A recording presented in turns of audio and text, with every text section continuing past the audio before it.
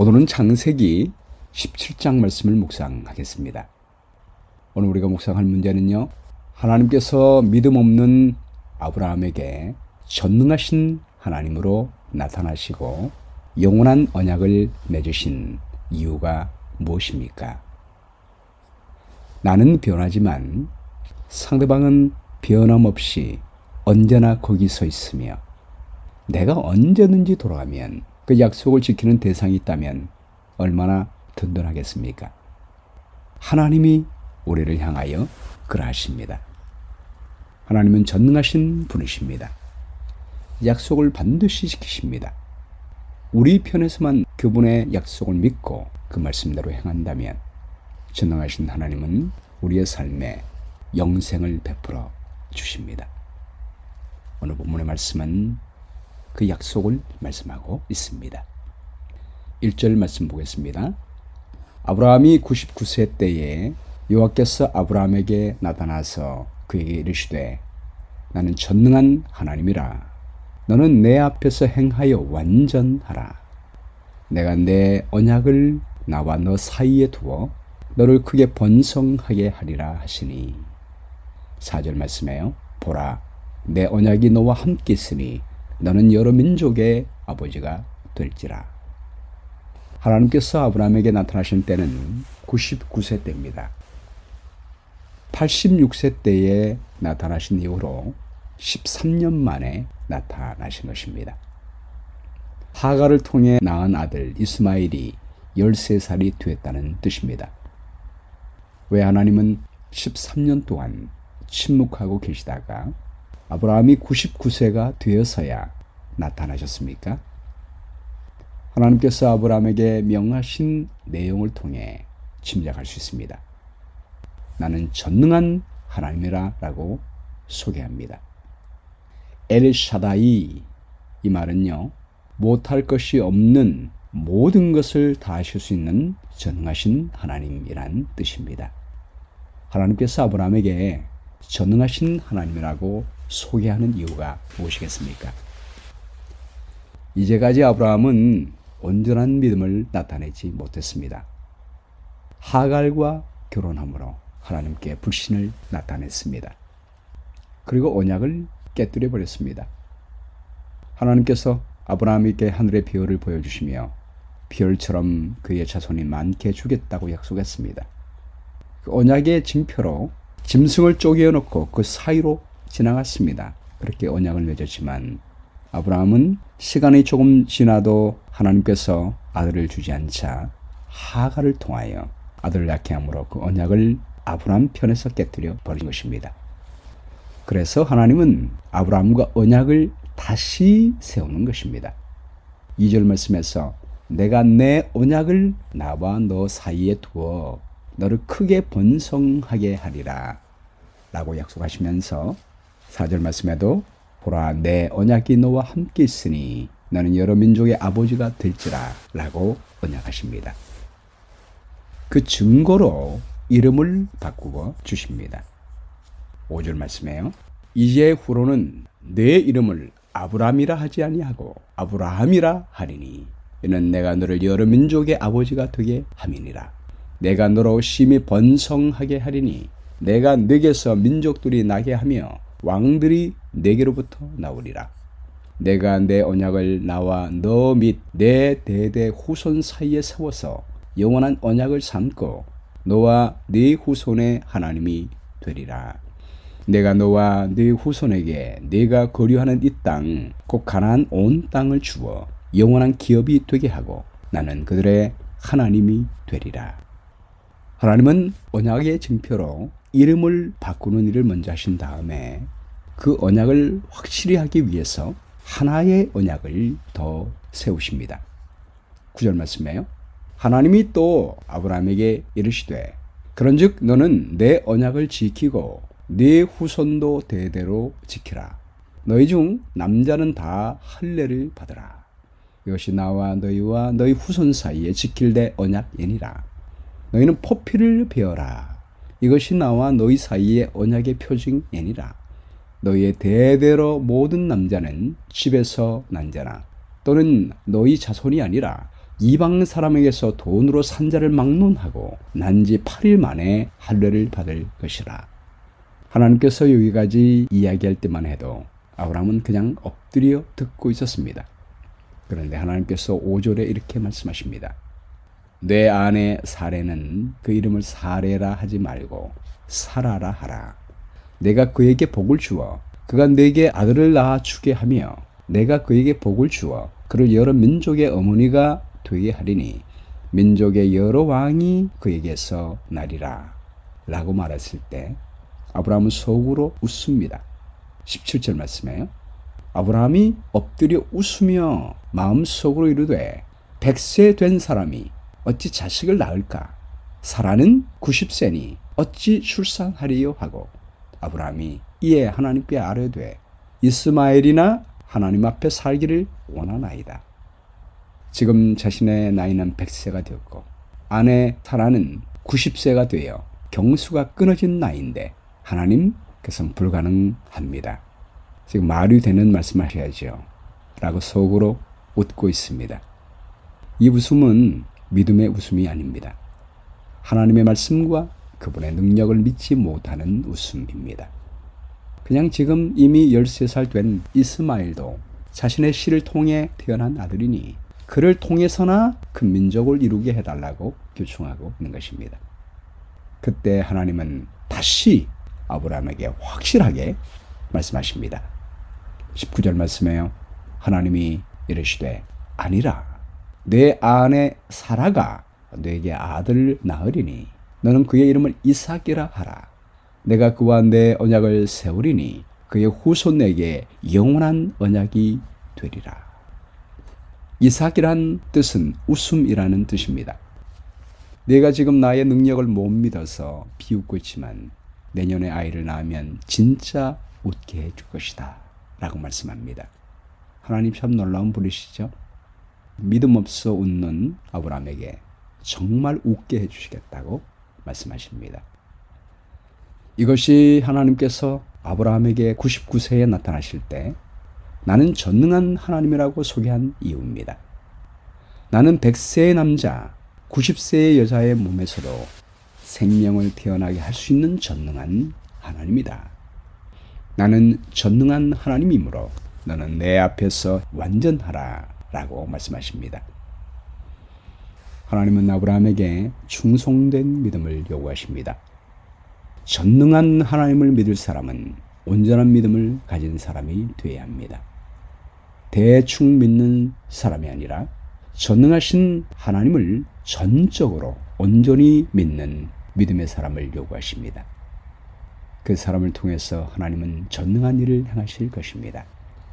하나님은 가장 높은 믿음의 수준에 도달할 수 있는 온전한 믿음의 사람을 통해서 약속의 자손을 보기를 원했습니다.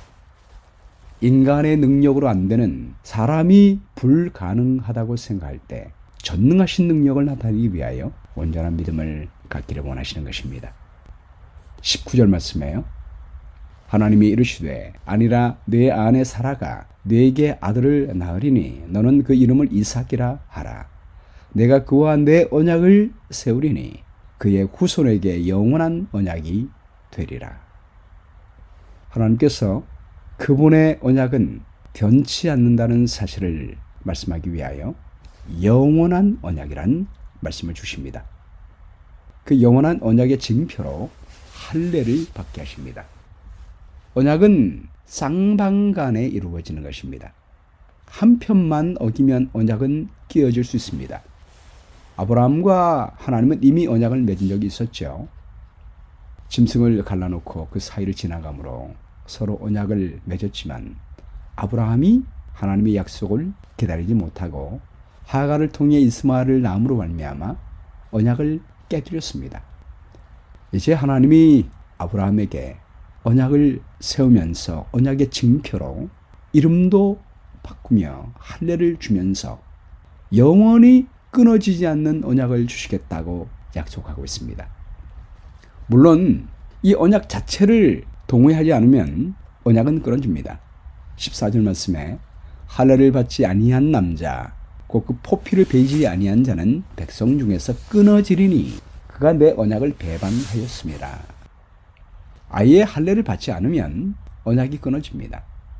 그러나 할례를 받고 동의하고 나면 영원한 언약이 세워집니다. 그러나 사람 편에서 언약을 어긴다면 언약이 끊어질 수 있는데 왜 하나님은 이 언약을 영원한 언약이라고 합니까? 하나님 편에서는 영원히 그 언약을 지키겠다는 말입니다. 인간은 그 언약을 깰 수 있어도 하나님께서는 절대로 언약을 깨뜨리지 않고 기다리겠다는 말입니다. 하나님 편에서는 변함이 없다는 말입니다. 사람이 믿음이 없어서 그 언약을 깰지라도 하나님은 절대 언약을 깨지 아니하시고 언약을 영원히 유지하시겠다는 말입니다. 13절 말씀이에요. 너희 집에서 난 자든지 너희 돈으로 산 자든지 할례를 받아야 하리니 이에 내 언약이 너희 살에 있어 영원한 언약이 되리니와. 첫째 언약은 짐승의 살을 베고 그 사이를 지나갔습니다. 이제는 우리 살을 베라는 것입니다.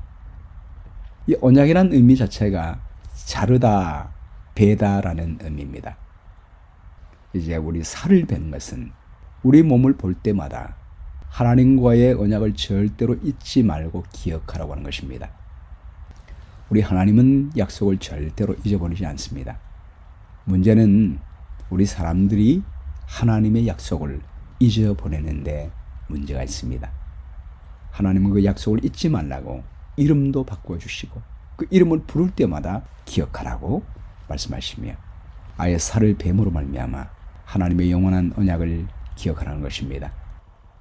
우리 전능한 하나님께서 약속하신 언약은 어떤 불가능한 상황에서도 이루어 주실 것을 기억하라는 것입니다. 우리만 믿고 기억한다면, 우리만 믿고 그 약속대로 지켜나간다면 하나님은 우리의 삶에 전능한 일을 행하게 될 것입니다. 하나님은 사라를 통해 아들을 낳게 하겠다고 언약을 약속하시고 징표로 할례를 행하라고 하셨을 때 아브라함은 응답하지 않았습니다. 그럼에도 불구하고 하나님은 언약을 세우고 떠나셨습니다. 21절 말씀이에요. 내 언약은 내가 내년 이 시기에 사라가 네게 낳을 이삭과 세우리라. 하나님이 아브라함과 말씀을 마치시고 그를 떠나 올라가셨더라. 하나님은 그 약속을 제시하신 다음에 떠나가셨습니다.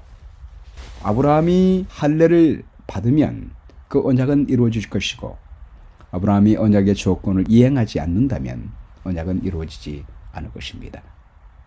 23절 말씀에 이 아브라함이 하나님이 자기에게 말씀하신 대로 이 날에 그 아들 이스마엘과 집에서 태어난 모든 자와 돈으로 산 모든 자, 곧 아브라함의 집사람 중 모든 남자를 데려다가 그 포피를 베었으니 아브라함이 그 포피를 벤 때는 99세였고 그의 아들 이스마엘이 그의 포피를 벤 때는 13세였더라. 그날에 아브라함과 그 아들 이스마엘이 할례를 받았고 그 집의 모든 남자 곧 집에서 태어난 자와 돈으로 이방 사람에게서 사온 자가 다 그와 함께 할례를 받았더라. 아브라함은 하나님이 지시한 그 조건대로 온전히 순종하여 할례를 받았습니다. 드디어 언약의 조건을 이룬 것입니다. 결국 아브라함은 순종을 통해 그의 믿음을 나타내었습니다. 하나님과 그의 사이에 영원한 언약이 이루어지게 된 것입니다. 여러분, 그렇다면 하나님께서 우리에게 주신 영원한 언약은 무엇입니까? 그리고 그 징표는 무엇입니까? 로마서 4장 11절 말씀에 보면 그가 할례의 표를 받은 것은 무할례 시에 믿음으로 된 의를 인친 것이니 이는 무할례자로서 믿는 모든 자의 조상이 되어 그들도 의로 여기심을 얻게 하려 함이라. 이 할례는 믿음의 표현입니다. 우리에게 하나님이 주신 믿음의 징표는 무엇입니까? 마가복음 16장 16절 말씀이에요. 믿고 침례를 받는 사람은 구원을 얻을 것이요 라고 말씀했습니다. 하나님이 주신 영원한 언약은 요한복음 3장 16절입니다. 하나님이 세상을 이처럼 사랑하사 독생자를 주셨으니 이는 저를 믿는 자마다 멸망치 않고 영생을 얻게 하려 하심이라. 하나님은 우리에게 언약하셨습니다. 그분이 해야 할 일을 다 이루어 놓으셨습니다. 세상을 이처럼 사랑하셔서 독생자를 주셨습니다. 예수님께서 이 땅에 오셔서 십자가에 죽으심으로 우리 모든 죄를 다 용서하시고 씻어주셨습니다. 누구든지 그분을 믿는 자마다 영생을 얻게 될 것입니다. 그 믿음의 증표가 침례입니다. 하나님 편에서는 절대로 이 영원한 언약을 깨뜨리지 않습니다. 우리 인간의 편에서만 이 영원한 언약을 믿고 침례받으면 구원을 얻게 되는 것입니다. 전능하신 하나님은 추구하는 생명이 하나님의 아들을 믿고 침례받게 될 때 영생을 얻게 해 주실 것입니다. 마가복음 16장 15절 말씀에 너희는 온 천하에 다니며 만민에게 복음을 전파하라. 믿고 침례를 받는 사람은 구원을 얻을 것이요. 마태복음 28장 18절 말씀에도 예수께서 나와 말씀하여 이르시되 하늘과 땅의 모든 권세를 내게 주셨으니 그러므로 너희는 가서 모든 민족을 제자로 삼아 아버지와 아들과 성령의 이름으로 침례를 베풀고 내가 너에게 분부한 모든 것을 가르쳐 지키게 하라. 볼지어다 내가 세상 끝날까지 너희와 항상 함께 있으리라 하시니라. 여러분, 우리 예수님은 전능하신 하나님으로 나타나십니다. 하늘과 땅의 모든 권세를 가지신 분으로서 말씀하십니다. 우리는 영혼을 구원할 힘이 없습니다. 능력이 없습니다. 그러나 전능하신 하나님이 세상 끝날까지 우리와 함께 하심을 믿는다면, 우리가 그분을 믿기만 하면, 그 징표로 침례를 받는다면 예수님이 주신 영원한 생명이 우리의 것이 될 수 있음을 우리가 믿는다면 우리는 모든 민족을 향하여 나가게 될 것입니다. 제자 삼게 될 것입니다. 침례를 주게 될 것입니다. 믿고 침례 받는 사람은 구원을 얻을 수 있다는 사실을 선포하게 될 것입니다. 그리고 그들이 믿을 때 전능한 하나님의 생명의 능력이 사람들에게 나타나게 될 것입니다. 오늘 말씀 가운데 나타난 하나님의 성품은 무엇입니까? 전능하신 하나님이십니다. 용기를 주는 약속은 하나님은 한번 언약을 세우시면 절대로 깨지 않으시는 분이십니다. 우리 편에서만 그 언약을 믿고 하나님께 나가서 그 언약의 조건을 행한다면 하나님의 약속은 언제나 우리에게 임합니다. 예수께서 십자가에 죽으심으로 우리의 죄값을 다 갚아주셨고 영원한 생명을 주셨습니다. 누구든지 그분을 믿고 침례받는다면 그분의 생명은 그의 것이 될 수가 있습니다. 실천할 내용은 하나님의 약속의 말씀을 믿고 언제든지 그분의 약속의 조건 믿고 침례받으면 영생을 얻을 수 있다는 사실을 우리가 믿음으로 아직까지 영생 얻지 못하고 구원받지 못한 많은 사람들을 향하여 나가서 복음을 선포하게 되기를 바랍니다. 그리고 하나님의 놀라운 은혜, 하나님이 세우신 영원한 언약을 말씀해 주시고 믿고 침례만 받으면 구원을 얻을 수 있다는 사실 알려줌으로 말미암아 오늘도 하나님의 은혜를 전하며 사는 한 달이 되기를 간절히 바랍니다. 기억할 말씀은 창세기 17장 1절입니다. 나는 전능한 하나님이라 너는 내 앞에서 행하여 완전하라. 기도하겠습니다. 사랑의 주님, 우리 인간의 연약함을 아시고 영원한 언약을 세우시는 주님의 은혜를 감사합니다. 우리를 위하여 십자가에서 죽으심으로 말미암아 이미 영원한 생명을 우리에게 주셨사오니 감사합니다. 이제 우리 편에 서면 주님을 믿고 침례받으면 영원한 멸망에서 벗어나 영생을 얻게 해주겠다고 약속해 주셨사오니 감사합니다. 이 귀한 언약의 말씀을 우리가 믿고 온전한 믿음을 나타낼 수 있도록 도와주시게 되기를 간절히 바랍니다. 아무리 가망이 없는 사람이라 할지라도 우리 주님 믿고 침례받으면 영원한 생명을 얻을 수 있다는 사실을 우리가 믿게 도와주시고 믿음으로 말미암아 담대히 나가서 많은 사람들에게 복음을 증거하여 많은 사람들을 옳은 대로 돌아오게 하는 아름다운 역사가 있는 한 날이 될 수 있도록 인도해 주시기를 간절히 바라오며 사랑 많으시는 예수님의 이름으로 기도합나이다. 아멘.